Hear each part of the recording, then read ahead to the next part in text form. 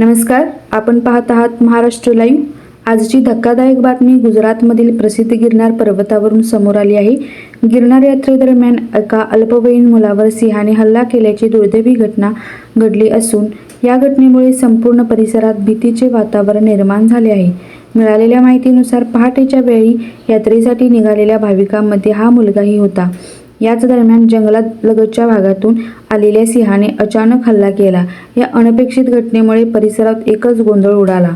घटनेची माहिती मिळताच वन विभाग आणि बचाव पथके तातडीने घटनास्थळी दाखल झाली।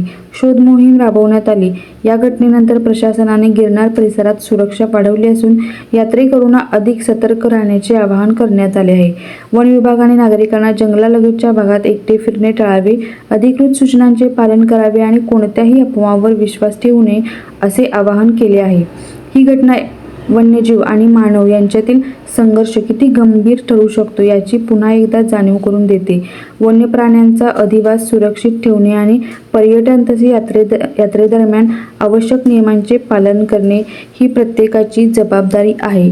अशाच लेटेस्ट अपडेट्ससाठी आपल्या चॅनलला सबस्क्राईब करून ठेवा। धन्यवाद।